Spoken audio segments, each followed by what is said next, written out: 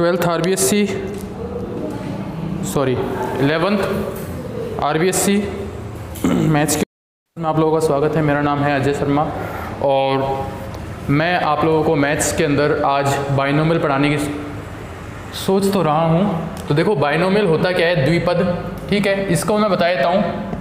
अभी तक आप लोगों ने इस तरीके से किया है, a प्लस बी का होल स्क्वायर खोला है। कैसे खोलते हैं, a square 2ab plus B square. इसके अलावा आपको ये भी पता है a प्लस बी की क्यूब क्या होती है, a cube plus 3a square B plus 3b cube. इसके अलावा आप इसको भी थोड़ा बहुत जानते हो, a4 बराबर a की power 4 plus 6 4a square b नहीं a square a cube b plus 6a square b square 4a B cube plus B की पावर 4। इसको और चेक कर लेंगे अपन। इस टाइप से आपने खोला है। अभी तक आप ये छोटी क्लासों में आप इतना वो करते हुए आए हो, ठीक है।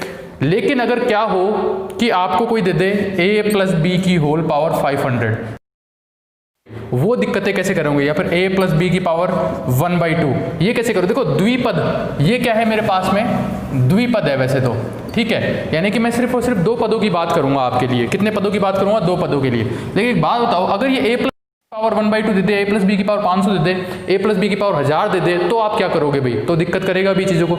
या फिर कोई बोल दे भाई कि a प्लस बी की पावर है 5 और इसका 7वां पद बताओ, कौन सा पद बताओ, 7वां पद। तो इसका मतलब ये थोड़ा ना कि इनको याद करोगे आप, है ना। तो ये सारी चीज़ें थी अभी तक छोटी क्लासों में। लेकिन अब बड़ी क्लासों में अपन क्या करेंगे, बड़ी क्लास में अपन ये करेंगे 11th क्लास के अंदर कि हम इसका एक जनरल फॉर्मूला बनाएंगे अपन, और उस फॉर्मूले के अकॉर्डिंग हमें चाहे कितनी भी पावर दे दे, हम उस पावर को फाइंड कर सकते हैं, चाहे हमें कितनी भी पावर फाइंड कर दे। तो देखो एक छोटी सी टर्म्स के बारे में, दो तीन जो निष्कर्ष हैं उनके बारे में बात कर लेता हूँ कि अगर a प्लस बी की पावर 0 हो तो आता है 1, तो a प्लस बी की पावर 1 हो तो क्या आता है a plus B, a plus B की पावर 2 हो तो क्या आता है a square 2ab plus B square, और a प्लस बी की पावर क्यूब हो तो क्या आता है a cube 3ab square plus B cube. ये इतनी सारी 3-4 टर्म्स मैंने ली हैं, इनसे कुछ निष्कर्ष निकल सकते हैं भाई अपने पास में। इनसे क्या निकल सकते हैं कुछ। पहला निष्कर्ष तो क्या निकलेगा कि जितनी पावर है ना, जितनी पावर, जैसे देखो 1 पावर थी तो नंबर ऑफ टर्म 2 हुई, 2 पावर थी तो नंबर ऑफ टर्म कितनी हो गई, पदों की संख्या कितनी हो गई, 3 हो गई, 3 पावर थी तो पदों की संख्या 1 2 3 4। तो पहला निष्कर्ष तो निकल के आता है, यदि पावर को अपन क्या बोल सकते हैं, घात। यदि घात n है तो पदों की संख्या कितनी होगी, n+1। क्या होगी पदों की संख्या, n+1। यानी कि देखो इसमें पावर 3 थी तो पद कितने हैं, 1 2 3 4। इसमें पावर 2 है तो पद कितने हैं, 1 2 3। इसमें पावर 1 है तो पद कितने हैं, 2। इसमें पावर 0 है तो पद कितनी है, 1 है कि नहीं है। ये बात निकल के आती है निष्कर्ष। तो दूसरा निष्कर्ष क्या निकल के आता है आपको कि देखो इसकी होल पावर 1 है तो इसकी पावर भी 1, इसकी पावर 1, इसकी होल पावर 2 है तो इसकी पावर 2, इसकी पावर 1 और 1 2 और इसकी पावर भी 2 है कि नहीं है। इसकी पावर 3 है तो इसकी भी 3, ये 2 और 1 3, ये 2 और 1 3 और ये भी 2 और 1 3। यानी कि सभी पदों की घातों का योग समान रहता है, योग हमेशा n के बराबर रहेगा, n के बराबर होगा। ये बात जानते हैं अपन कि जितनी भी पावर दी हुई है। तीसरी बात, एक चीज समझ के देख लो आप इसके अंदर कि जो पहला पद है ना, देखो उसकी पद 1 हुई और अगले में इस पहले पद की पावर क्या होगी, 0। ये पहला पद है, सबसे पहले इसकी पावर 2 हुई, फिर 1 हुई, फिर 0 हो गई। पहले पद की पावर 3, फिर 2, फिर 1, फिर 0। वहीं देखो दूसरा पद, दूसरे पद की यहाँ पर 0, यहाँ पर 1, यहाँ पर देखो यहाँ पर 0, यहाँ पर 1, यहाँ पर 2, इधर देखो 0 1 2 3। यानी कि पहले पद की पावर, पहले पद की घात तो नीचे होगी और दूसरे पद की घात डिक्रीज होएगी, इंक्रीज होएगी। क्या होएगी, इंक्रीज होएगी। इन 3 चीज़ों के हिसाब से मैं इसका कोई भी एक जनरलाइज कोई भी फॉर्म बना सकता हूँ किसकी, 1 + सेकंड की पावर की होल की पावर n की। लेकिन मुझे एक चीज़ दिक्कत करेगी। वो चीज़ क्या दिक्कत करेगी कि यहाँ तो इसका गुणांक है 1 और 1, यहाँ इसका गुणांक है 1 2 1, यहाँ इसका गुणांक है 1 3 3 1, लेकिन इसके बीच में कोई संबंध समझ में नहीं आ रहा मेरे को कि भाई गुणांकों को किस तरीके से करेंगे। तो गुणांकों के बारे में बाद में बताऊंगा, लेकिन अगर इसकी पावर मैं n लूँ तो इसके जैसे कि मैं कहने का मतलब मैं लूँ a प्लस b की पावर 5 लूँ, तो आपको एक चीज़ समझ में आ गई होगी कि सबसे पहले a की पावर 5 होएगी, फिर a की पावर 4 होएगी, फिर a की पावर 3 होएगी, फिर a की पावर 2 होएगी, फिर a की पावर 1 होएगी और फिर a की पावर 0 हो जाएगी। दूसरी बात क्या समझ में आएगी, सबसे पहले b की पावर 1 होएगी, सॉरी 0 होएगी सबसे पहले, यानी कि 0 यानी कि हटा ही दो। उसके बाद b की पावर 1 होएगी, फिर b की पावर 2 होएगी, फिर b की पावर 3 होएगी, फिर b की पावर 4 होएगी, b की पावर 5 होएगी। पावरों का योग देखो 5 5 है कि नहीं है, सब में कितना है देखो, सब में है कि नहीं है बराबर, ठीक है। एक इस तरीके से मैंने a प्लस बी की होल पावर 5 तो लिख दी, लेकिन मुझे इनके गुणांकों के बारे में कोई भी चीज़ का बारे में अभी पता नहीं है, गुणांकों के बारे में मुझे कोई भी ज्ञान नहीं है इसका। तो अगर मेरे पास गुणांकों की कोई चीज़ आएगी ना, तो मैं यूज़ करूँगा पास्कल का ट्राइंगल, पास्कल का त्रिभुज। वो पास्कल भाई साहब ने क्या बोला था उसको देखने के लिए पहले आप इस सबको उतार लो, फिर अपन पास्कल की बातें करेंगे इसके बाद में। तो ये हैं नॉर्मल बातें, इसको आप उतार लो भाई, वीडियो पॉज करके उतार लेना चाहें, ठीक है। अब मैं बात करता हूँ पास्कल की कि पास्कल ने क्या बोला था अपन को। देखो भाई पास्कल क्या बोल के गया, पास्कल अपनी हेल्प करके चला गया भाई। क्या हेल्प करके चला गया कि जैसे कि मैं करूँ a प्लस बी की पावर 0 तो ये होता है 1, सिर्फ मैं गुणांक लिख रहा हूँ a प्लस बी की पावर 2 तो गुणांक कितना हो जाएगा 1 और 1, यहाँ a प्लस बी, या फिर चलो ऐसे ही कर लेते हैं अपन a प्लस बी की पावर 2 क्या होगा a square 2ab plus B square, और a प्लस बी की पावर 3 क्या होगा a cube 3a square b 3ab square plus b cube, और a प्लस बी की पावर 4, इसके बारे में मेरे को डाउट था ना, इसको छोड़ देते हैं। चलो अगर मैं गुणांकों की बात करूं तो देखो पास्कल भाई साहब ने बोला सबसे पहले 1, फिर गुणांक कितना है 1 और 1।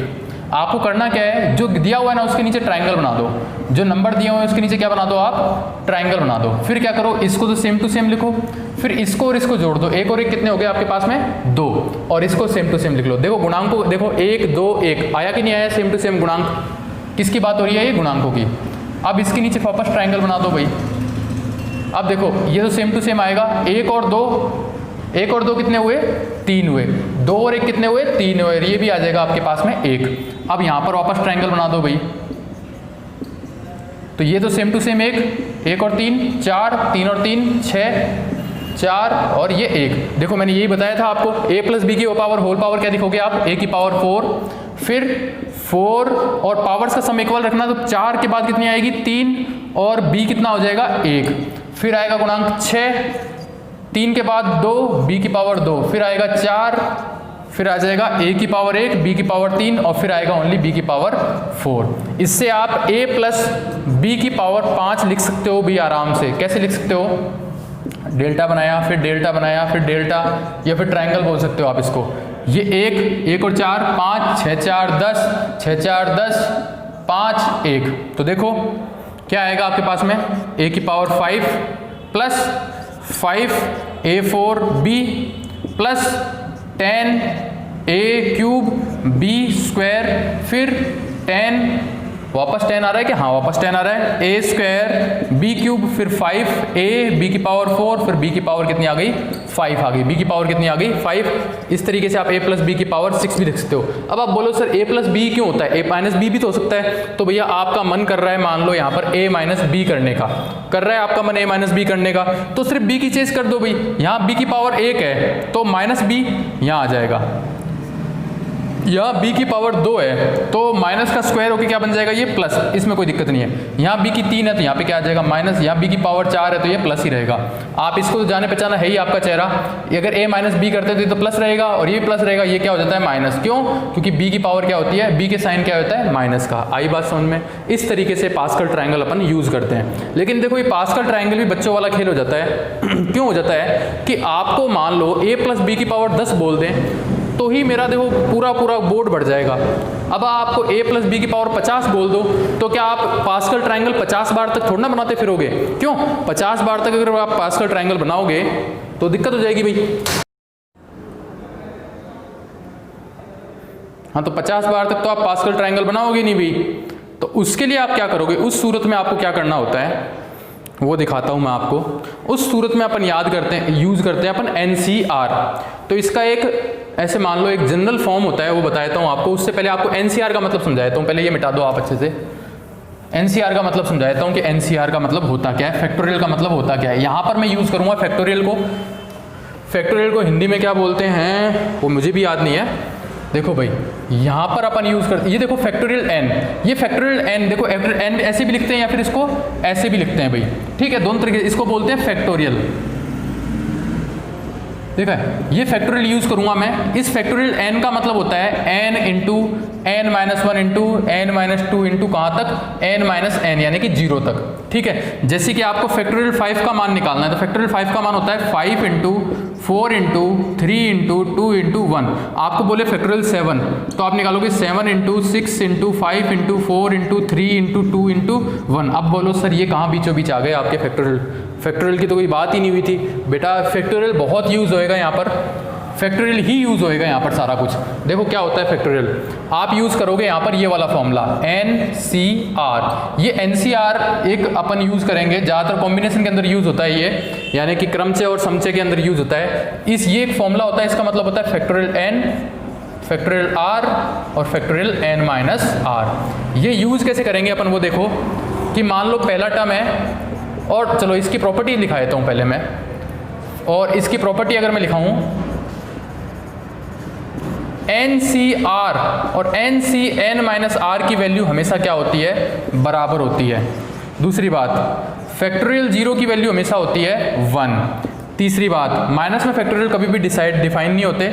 चौथी बात NCX और NCY बराबर हैं, तो x प्लस वाई बराबर क्या होना चाहिए, n होगा। तो x प्लस वाई बराबर क्या होगा, n होगा। और बात क्या बोलते हैं अपन कि n plus 1 CR plus NCR और NCR प्लस 1 बराबर होता है n प्लस 1 CR प्लस 1। आप बोलोगे सर ये क्या चीज़ें हैं, एक बार आप इनको उतार के रख लो, यूज़ होंगी वहाँ पर मैं इसको आपको बता दूंगा कि ये वहाँ पर यूज़ करी थी मैंने। ये प्रॉपर्टीज़ हैं NCR की। देखो भाई इसको उतार लो भाई ढंग से। अब मैं इसका थोड़ा सा आपको फॉर्मूला बता देता हूँ अच्छे से। फॉर्मूले के बाद में देखते हैं अपन क्या है क्या नहीं है इसके अंदर।